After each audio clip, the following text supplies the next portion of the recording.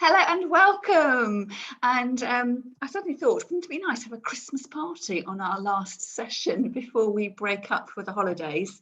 So I have got my cup of tea on the go, and I have got my Christmas top on. You can't really tell, but I can see that you're in the Christmassy vibe. We'll have a look at your jumpers, and oh, I can see brightly coloured things being shown to me, and Christmas hats and whatever. And I've also got, I've got myself a champagne glass out and some pinky lemonade, so you never know, I might crack that open and toast your health later on. So week 10, and congratulations for getting to the end of the course, those of you who signed up for all 10 sessions. What I'm going to do when I send out the recording today is I'm actually going to keep the workshop payment section open for a little while. Normally it would finish today because there weren't going to be any more classes. I'm conscious of the fact that those of you who haven't been to every class might want to catch up with the videos. So I think I will extend the closing date. So although there'll be nothing else live, you'll be able to book in for any of the classes that you missed. And although they are Christmas classes, and once Christmas over, what's the point of doing a Christmas class? It might keep you busy between Christmas and New Year, and especially January with a little bit of a slump. And especially now, you know, if you're in a higher tier than you were before with the coronavirus lockdown restrictions, you might want to, you know, to recap and to do something creative. And of course, every time when I use a bit of Christmas glitter, a bit of Christmas greenery, Christmas bling, you could be using something that was more spring-like, or if you were, you know, watching these videos in the future, that's something that looks summery. So all the techniques we are, you know, I'm going to show you today, and the techniques I've shared with you over the weeks can all be adapted and changed, so you can enjoy them throughout the whole year. So it's like a bit like a dog. It's not just for Christmas, it's the whole year too. So for those of you who weren't at class last time, you'll see over my shoulder, this is what we made last week. So my chunky monkey, my really quite heavy topiary tree. And you can see already, I meant to spray it. I know Joan said I ought to go out and spray it, and that was on my list of things to do, but I've forgotten to do that. And already the colour is just starting to fade a little bit, but you can see as it faded, you can sort of see the crinkles and the joins in my moss. You really do get that sort of cloud-like effect.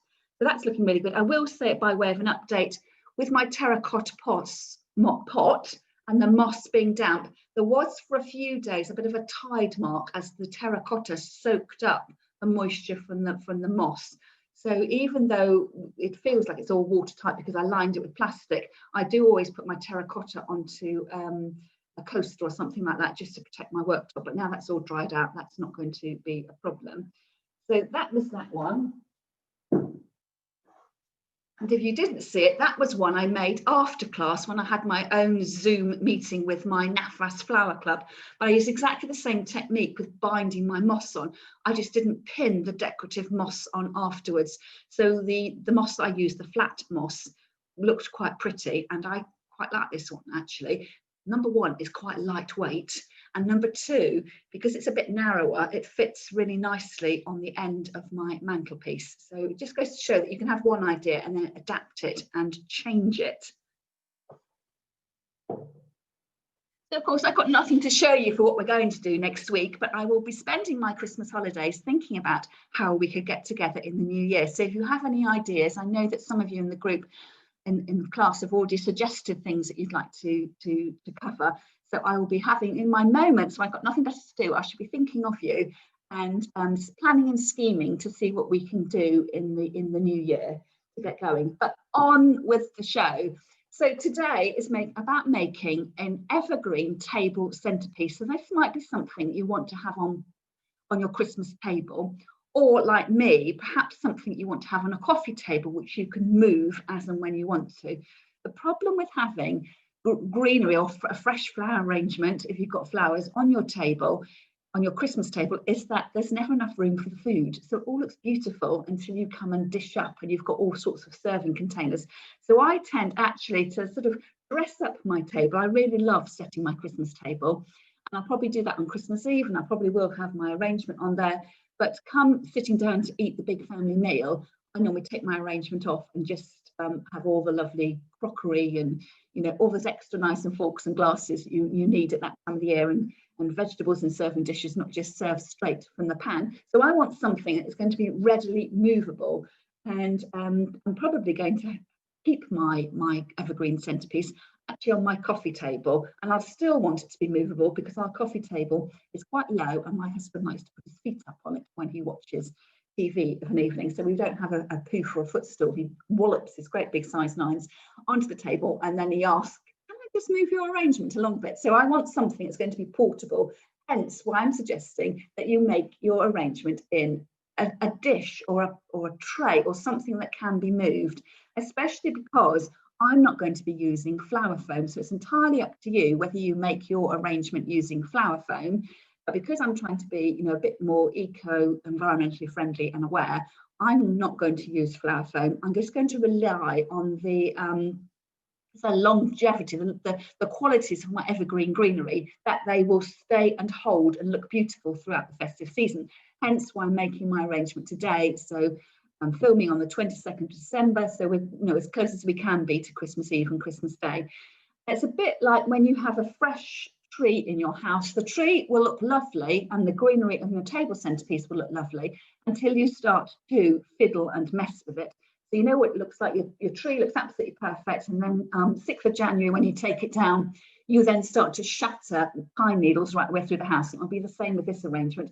As long as you can pick it up, if you feel you need to move it and put it on the tray, it's not going to get damaged too much. But if you are going to be constantly touching it, moving it, you'll find that your greenery might start to shatter. So it's a word of warning. There's always a word of warning. Great fun working with flowers, but there's always a word of warning. So what kind of tray will you use? Well, I've got a tiny tray here. I got that from the charity shop. It's originally great, and I've given that a bit of a red and white makeover. So that's something that's quite small that you might have around here. Perhaps you've got a little tray when it's you know, tea for two, when you bring out your little tray for tea for two, get my teeth in. And then I've got quite a nice wooden bowl, which again came from the charity shop. So that would be quite nice to use and sort of looks beautiful to begin with. The only problem, if there is a problem with it, is that although my greenery isn't going to be in flower foam, so it's not going to have a water source, there is a little bit of moisture attached to it. So my greenery has just come in from my garden where I've been storing it. So you want to make sure that whatever container you use isn't going to get spoiled. So this might suffer with watermarks. But if you were using artificial greenery, or perhaps if you had no greenery and you decided you wanted to make your arrangement up with candles and lovely baubles and things like that, that would be lovely. But just a word of warning that anything that is quite nice and polished wood might not survive intact throughout the year. And off to one side, I've got some of my Christmas ornaments, which you may have seen me making from my gingerbread style salt dough. And of course, it was Jane here that gave me the recipe for that. I've been so pleased, Jane, so thank you so much for that. And I've just got a few, look, here I am right on my face, that I've painted it with fabric painting, a sort of Scandi looking design. And these are, I've got so many of these on my Christmas tree. I've put holes in them now to use as gift tags. So we're going to be gift tag galore. Let's put those out of the way. So the dish that I am going to be using today is a metal dish. And this is the one, if you've looked at the handout, it's the one that I gave the link to. I just spotted it when I was writing the course notes. And I thought it quite fitted in with my minimalist sort of look. I thought it was quite usable. It's not overtly Christmassy. I can put that to use all year round. You know, I could use it in the summer for barbecue, for my condiments and, you know, drinks party, you know, bottle of pins and my outdoor glasses. That would look really good. So I've chosen something, although I've spent money on something brand new, it's something I'm hoping that I'll get lots of life and use out of. And then in front of me, I have leftovers. So I have been doing, I think I did one live class this year for a local mental health charity. So I did buy some fresh green spruce, blue spruce, from my wholesaler. But you will, if you've got a fresh Christmas tree, it may well be that you might want to crop from your tree, and perhaps those bottom branches that are going to get in the way of all those presents you're going to start stacking under the tree, you could chop those off. Or it may be that you know, you're going for a walk and you find something. So for instance, I found that very Christmas tree looking pine in the woods that had been blown down right in front of me, so I picked it up. I also found some beautiful yew the other day, which was overhanging a path on our walk into town, and somebody had obviously come along and chopped it back but didn't take the green bits home. They poked them back into the bush, and I couldn't believe my luck when I got this beautiful, because of course yew does look like Christmas tree. I couldn't believe my luck, and I brought home these lovely pieces of yew, and used those. I can't remember what I used them for now, but they are no more. And then some cedar. So this was a friend's garden. She gave me a ring to say tree had come down in the storm. Would I like some of her cedar? So I said, oh yes, please. And then I've got some pieces of Scots pine as well. So it's a matter of whatever you have to hand and use that. And if you prefer, if you don't have access to fresh greenery, of course, artificial and fake greenery is perfectly fine. It's entirely up to you. Or you might want to make your table centrepiece without any greenery at all. I'm not using any flowers in mine. So as ever, it's just, I'm giving you a few ideas for things you might want to think about. And then on my side table over here, I have just got, I've shopped my home. That's a very trendy saying at the moment. So we don't go out and buy. You have a look at what you've already got at home. And I've got the other half of the branch that made my trunk for my first topiary tree. I may or may not use that. I have discovered that I had some alliums which are left over from our garden in the summer, which have just been sitting in a vase. I may or may not use those. And then I'm thinking, perhaps I could find somewhere to put the pinwheels that we made in class early on. And even the little gift boxes as well. I had mine hanging up as a little sort of decoration thingy. But it's the kind of thing where you can, when you have, do you have a little tidbit tray? When you put your keys on it and then you put that lost button on it. So we're sort of working on that basis really. It's all the sort of Christmas junk you don't know what else to do with, that we're going to pile it up and display it artfully, a bit like you would with your fruit bowl. Do you just throw your fruit into the bowl, or do you like to organise which way your apples sit, and making sure your bananas hang out nicely? And then I have got pine cone. I thought this was one I'd picked up from a holiday, but it's covered in white paint and glitter, so it must be something my daughter did at nursery once. But that's been sitting in my fireplace for years and years and years, probably 10 years. And I have got my bejeweled apple. I was telling you about that this morning on my Facebook Live, which came from a department store in Belfast when I went there many, many years ago. And I think that was probably my first adult buying of one decoration a year. So I'm really quite pleased with that. And then I thought, well, I really am shopping my home. I've got these fabric Christmas crackers, and I'm reasonably sure I know where they came from. I think they may have been my mum's and they've come down to me, but she must have bought those in the 1970s before, of course, it's now very trendy to make your own crackers, so we're not having all that plastic tat. And the list goes on. Ideally, I would have liked to have an orange that I was going to stud with cloves, but I've not been able to get an orange, and of course at the moment with the blockades, they've not been able to get out of the country, the lorry drivers, there's a worry, isn't it, that citrus is going to be in short demand. So I hope you're able to have your gin and tonic without a slice of lemon, and to live without a studded orange. And I've also got a pear here, and again, is food going to be in short supply? I feel a bit weird saying this, but quite often at Christmas I would have bought an orange to stud with cloves. I would have bought some pears, and I might have spray painted them with a bit of gold spray paint, either a little dusting or totally gold, and use those as my decorations. I feel a bit weird saying that, using foodstuffs as decorative items. I'm not entirely sure I feel comfortable with that at the moment, especially as we haven't actually done our Christmas food shopping at the moment. But you never know. If all is well and we're able to stock up at the supermarket, I may well put these into my arrangement later on. But for now, I'm just sharing them with ideas for you in case you've got a glut of fruit that you don't know what to do with. I was hoping to have some lovely bright red apples. I absolutely hate red apples. I find them too bitter, but they would look really great as Christmas decorations. And all I have got are the little apples that you first saw in my Advent crown, with the 4 arrangements we made in the little white cups. So I've got those as well. So it's entirely up to you what you add in. And the other thing I've got is candles. Doesn't everything look better by candlelight? And that sort of hygge feeling. So these are wax candles. These ones are battery operated. Over the years, the connection's gone a little bit, and so they're not quite so bad. They don't work, to be honest. And I did think I might bash out the little knobbly flame in there and put a real night light in there, but I haven't quite got around to doing that. And then I've got my gorgeous glittery silver birch covered pillar candles as well, which looks really, really beautiful. So I am probably going to start off by putting my candles in the middle of my tray. And if you do nothing more than that, I mean, I'm being a little bit silly here, but it's about doing something. And if that's all you've got time to do, just do that. You could then fill the rest of the tray with pine cones and just leave it at that and just have a lovely candle centerpiece, which is portable. So you don't need to worry about picking everything up individually. So I will show you exactly what I'm going to do.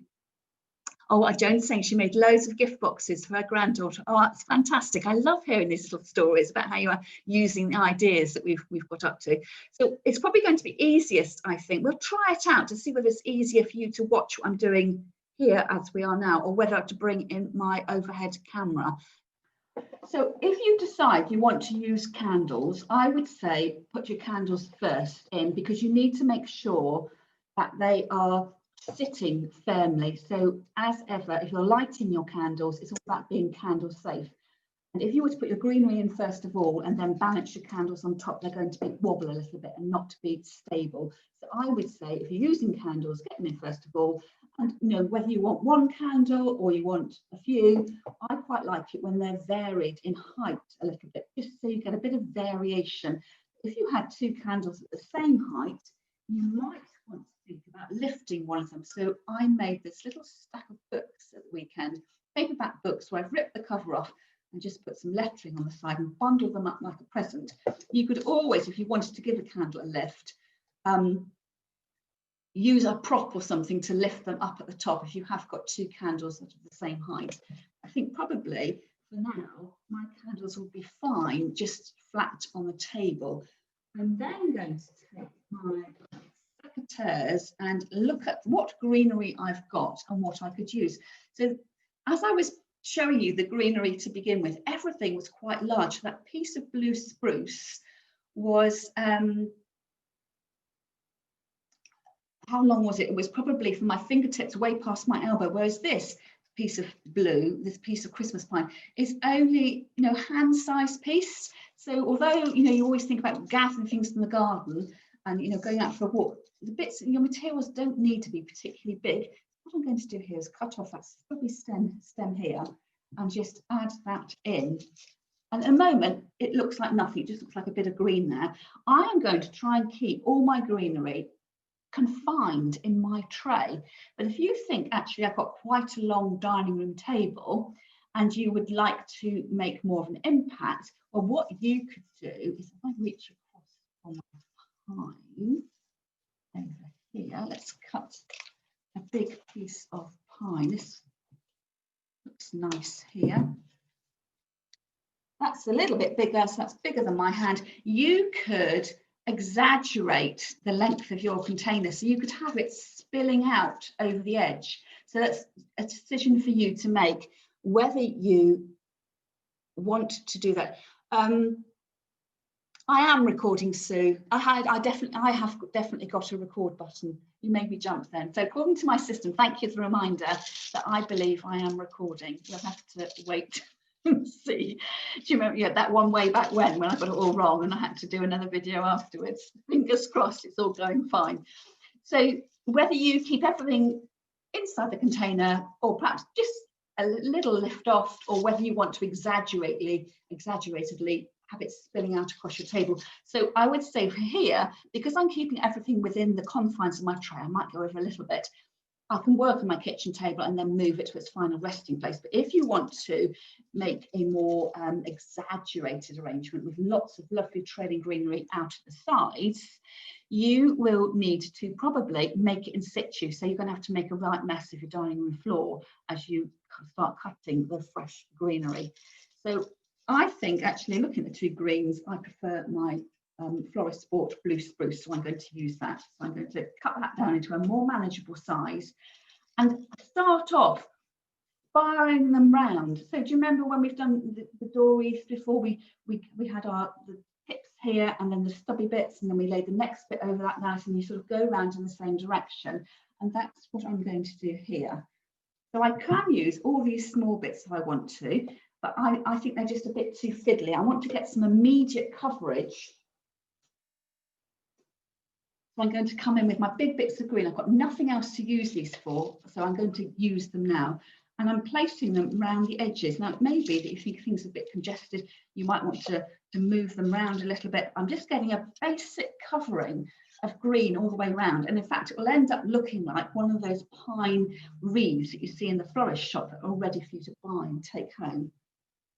So I'm just going behind, and here, so the further I get down my stem, the more branched it becomes. I'm going to have to cut off this bit because it's getting in the way of my candle. And if I do want to light the candles, I don't want any greenery near the lit flame. And again, I might just take this bit off here. So always being just, conscious of what you're doing. You're looking for something that looks attractive, but it needs to be safe at home. So I've gone nearly all the way around, and I can fiddle in there. So once you've got a base, you can then start adding in your supplementary greenery. So I'll hide that hole there. And you could start to feed things in. So everything is all a little bit balanced and a bit precarious is probably a good word. I don't know if I should say precarious when we're doing an arrangement like this, but I've interwoven everything. So it now gives me an opportunity, if I want to put in some extra greenery, I can slide it through where I'm going to go. So if I had, perhaps some bay or some rosemary or some buried ivy would look lovely. Or if you've had a beautiful bunch of flowers, that came with eucalyptus, you could slide all those materials in. So I'll come back in with another bit of green and show you how to add that in.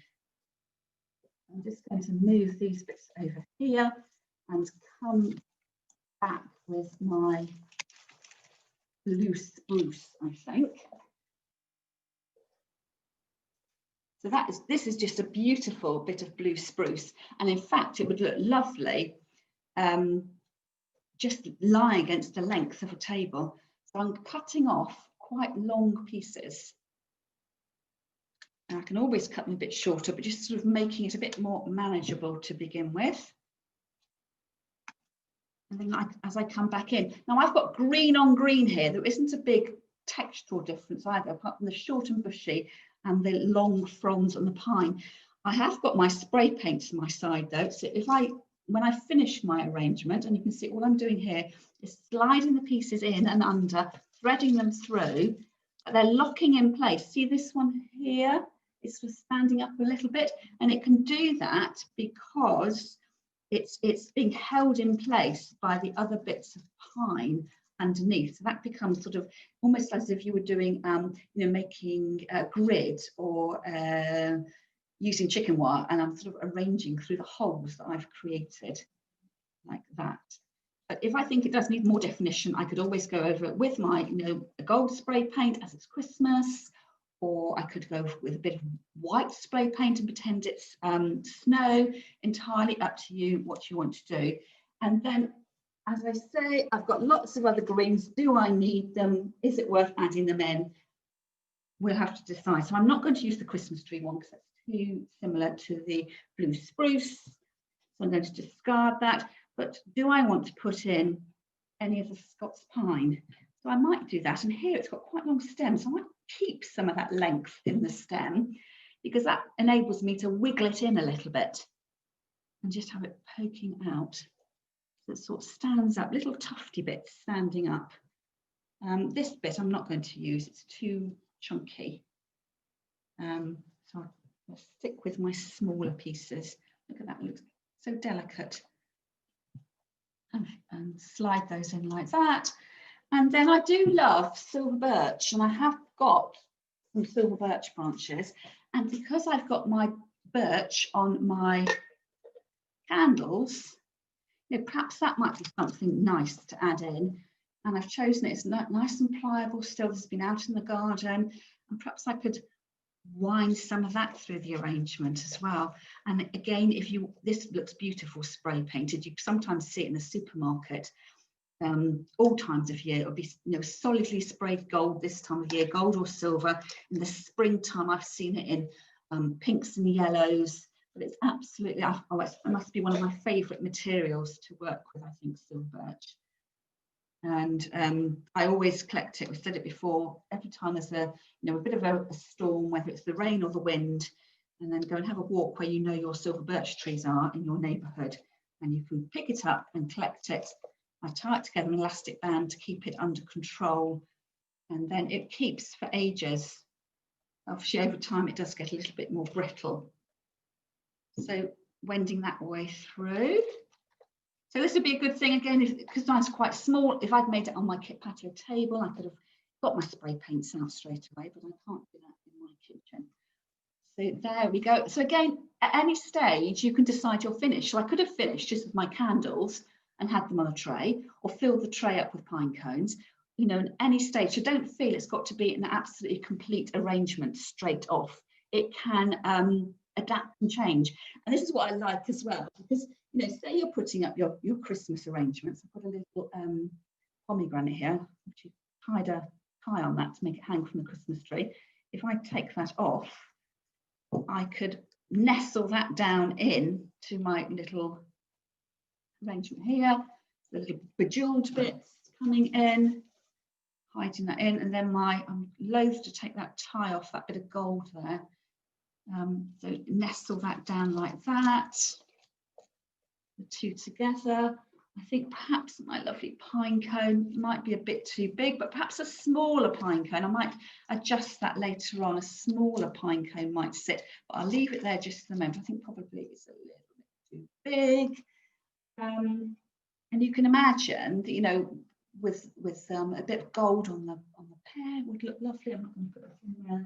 And we talked about the apples before. These to me are just a bit too plasticky looking, but I have put red apples on our shopping list. So if my husband does get them, I might be able to add those in. And then the little the gift boxes that we made way back, you know, something like that. Again, just being careful where you've got the ribbon. I think I'm going to take that pumpkin out, it's way too big.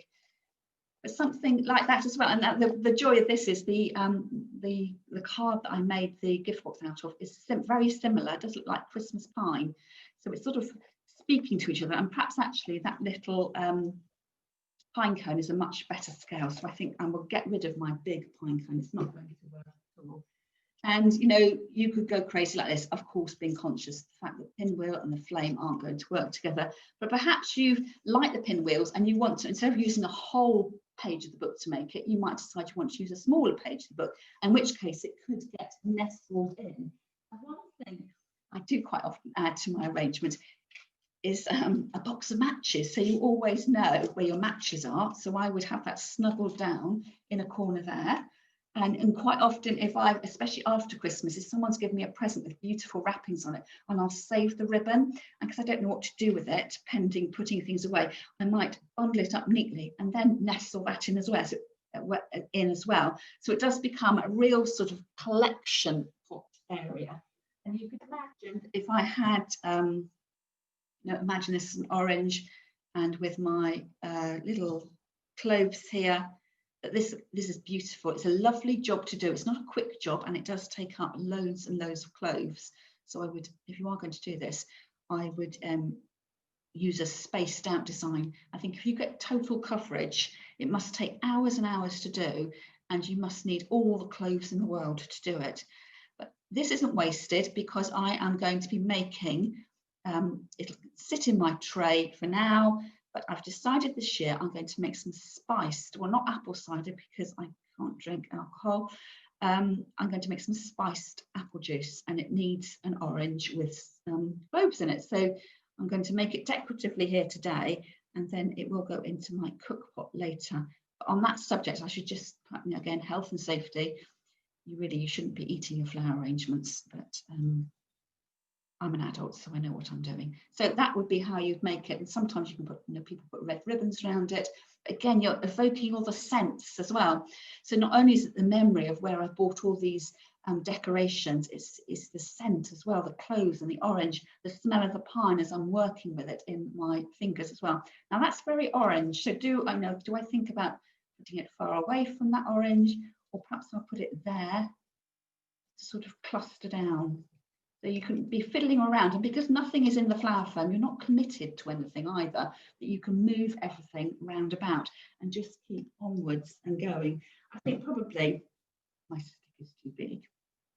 And also my allium seed heads, going to be too big, but if you were doing a longer and bigger arrangement, they may well fit in it. So these are quite small for allium heads. They're resting in the palm of my hand. You can get much bigger ones, but it's all about the scale. So we're still considering our principles and elements of flower arranging and making sure everything's in scale and it's got a rhythm and a flow and a focal area, which for me is the orange. And I'm seeing my parcel over here, it's been tumbled backwards so that you don't see it full on. And actually with the little parcel, it's got the slice of dried orange on the top.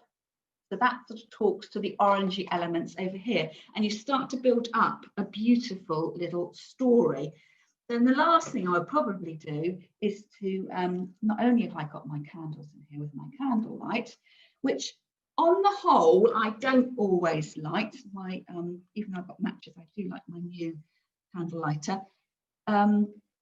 That is nice if you've got children around or pets and you don't want to have a lit flame. Quite often I will have a candle and just have it there for the decoration, but I may go back in and feed fairy lights around, and you can see it's just that magical look, and it's creating that that winter cozy feel. So no matter how awful we're feeling about our Christmases not quite being the Christmases we were expecting, but just for a moment you can lose yourself in the magic of a little bit of candlelight and light. And I always remember my mum, her favourite poem. I talked about my mum as if she's not with us anymore. She is alive and kicking. But she had this book when she was a child, and she bought it for me as well, Treasury of Poetry. I like to sit by the fire and stare at the curious things I see in there. It's better than pictures in a picture book. Just sit by the fire and look and look. But these battery operated lights are I will put them on I will wend them round afterwards and I'm sending it to Julie. I'm just going to make sure that everyone's on mute, otherwise you're going to come up on my recording. I'm just I think it might be there. All done. So I'll put those on leisure. They're on a wire and they're quite easy to use, but can get quite tangled. Handy as well, battery operated, and you can fiddle them around to do lots of flashing things. I'll try and have them on constant, otherwise it will be a little bit crazy. What I'm going to do here is I will come back to my face so you can see properly what I've done. These arrangements, it's just a beautiful collection of things, and I certainly will be adding to this. So I quite fancy some, I think I'm going to put bay in here because it's a slightly lighter green so you can distinguish against the greenery. And I like buried ivy as well, and the berries will pick up on the detail of the cloves as well. And as I said, I'm just going to get that ribbon out of the way of that candle. I'm certain that I'll be putting little decorations in here. In fact, I have got a little box of vintage decorations which belonged to my mum when she first got married, and I think they're too precious to put on the Christmas tree. So I might put a few of these around as well. I can't bear to throw it away, I've broken that one. But just little things like that, and it's all the little memories there. So I can't get with my mum at Christmas, but I can be thinking of her. And then if you're feeling hopeful and thinking about spring, I've got some flowering bulbs here, and I could take it out of the packet and, and nestle that down into the arrangement. And then you've got that transition between deep winter and Christmas festivities, and then feeling hopeful and thinking about the springtime. So what I'm going to do is I will switch back to my main camera, and then I'll lift the arrangement up so you can see it better, and then we will have a little look at what we've done. And it's going back to me. There we go. So I can move that camera out of the way. And I was putting all my greenery on my chair, so now I shall sit down on top of all my spare greenery. So the camera, the light isn't picking up very well, but that, and of course I can't tip it too much, but that is what I have done. So it's nice. I just need to put my lights on there so they don't trail around. Creating something that is portable and that you can build up over time. And the trick is to do that first spiral of greenery going down, and then you can weave everything else into it and really throw the kitchen sink at it as well. It's all those little bits that you haven't got anywhere else to put. You can put them into your table arrangement, and then I can sit, I say, I would take that from coffee table through to dining table. You might sit better if I switch the lights off and blew out the candles. Oh, I love the smell of candle like that. I can be more confident about tipping it over now. There we go. So what I'm going to do now is, I'm just reading the comments, you're concerned about my ribbon in the flame. I will say goodbye to those of you who are watching on record and wish you a very Merry Christmas, and hopefully I will see you all again in the new year. And now I'm going to take everybody that's here off mute so we can have a really great Q&A and crack out the Christmas crackers. And I shall open my glass of fizz and toast your good health, and here's to a better 2021. So Merry Christmas, and let's get on with the show.